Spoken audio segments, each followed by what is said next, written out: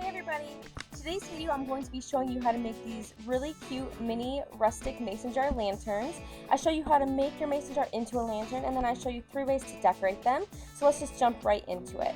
What you are going to need obviously are your mason jars. You're going to need copper wire, mine is in 20 gauge, scissors, pliers and wire cutters, lace, burlap, twine, paint, a paintbrush, and a glue gun. So let's just get started. The first thing you want to do is take your lid off of your mason jar because you will not be using that.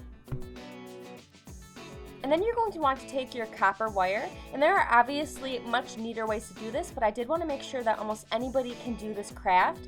So what you want to do is measure around your mason jar, and then also you do want to leave a little extra, maybe like double of what the rim of your mason jar measures, because you are going to do a few loops so it can be a hanging lantern.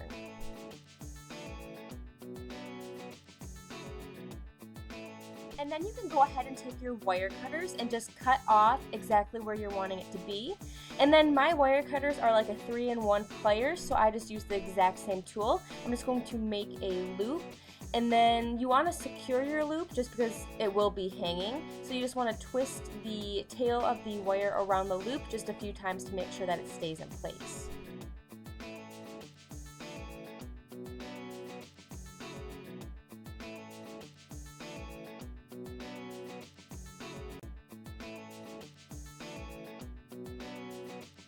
And then you can go ahead and measure out where that is going to be sitting, and then you want to go directly across from that loop and make another loop because you do want it to be exactly in the opposite place, or else your lantern will hang a little bit crooked.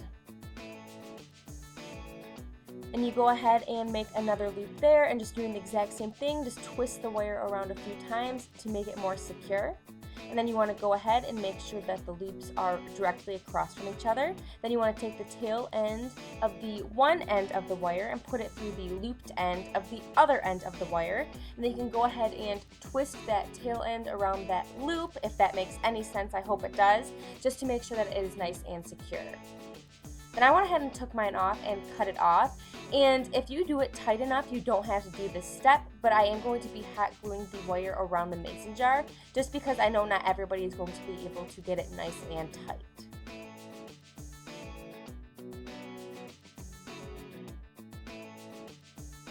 And now that your loops are set into place, you can go ahead and glue down just different parts of the wire to the mason jar just to secure it. Like I said, if you do it tight enough, you do not have to do this step.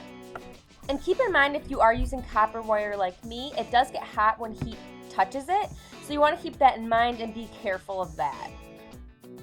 And now that your loops are in place, you want to go ahead and make your handle. So you want to measure out exactly how long you're wanting it to be, and then leave about 1 inch to 1.5 inches of extra wire on the end just for a little bit of working room. And then you can go ahead and take one of the ends of that wire and take it from the outside to the inside of that loop, and then just loop that tail end around the handle just a few times to make sure that it is not poking straight out, because that will hurt if it does hit you. So I just went ahead and made that wire nice and flat so nothing was sticking out, and then do the exact same thing to the other side.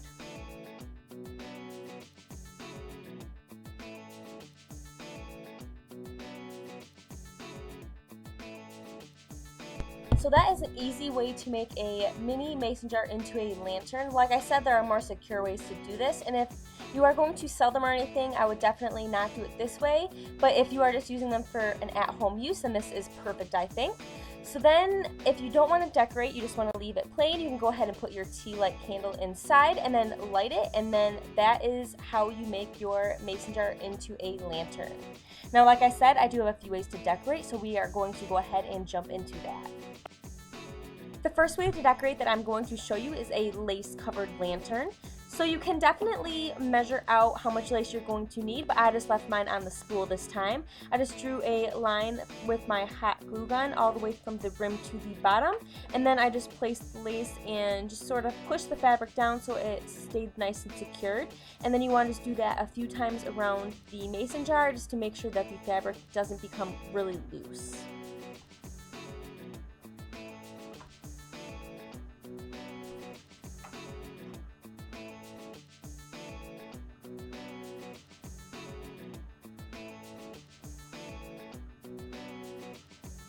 And then once you get to the end, you can go ahead and cut off the extra lace that you don't need. And you do want to make sure that you don't have too much extra fabric hanging over because you don't want too big of a seam. So you want to go ahead and secure the rest of the fabric right down to the lantern. And then that is your lace covered lantern done. You just want to add your tea light candle and light it, and then that is finished.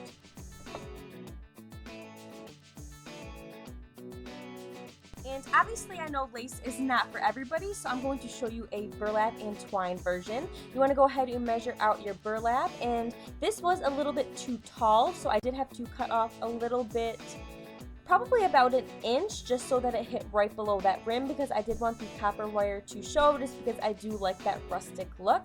So once you have the extra cut off, you can go ahead and measure once more just to make sure that it is where you want it to be. And then you want to do the exact same thing that I did with the lace, just glue down in different spots around your mason jar with the burlap.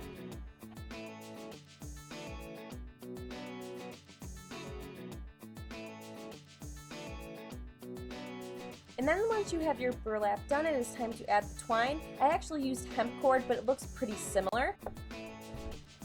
And I wanted to make a bow with my twine, so I went ahead and left extra twine in order to do that, because I didn't want to get it halfway done and then have to redo it completely because I didn't leave enough at the end.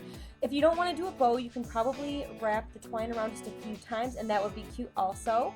So what I did was just did one knot, added a little bit of hot glue just to the center, and then knotted one more time just to make sure that it is nice and secure. Then once you have that, you can go ahead and do your bow.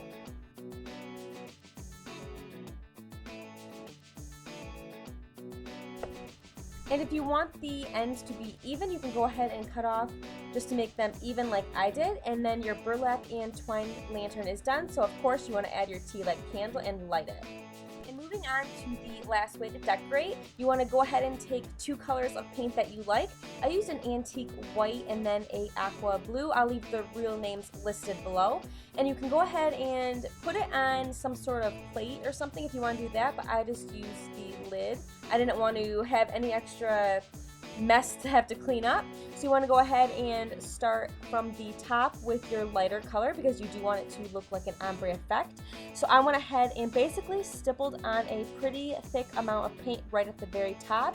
And then once I got to the end, whatever was left over on my brush, I just sort of started to stipple that down just so it wasn't as thick as the top.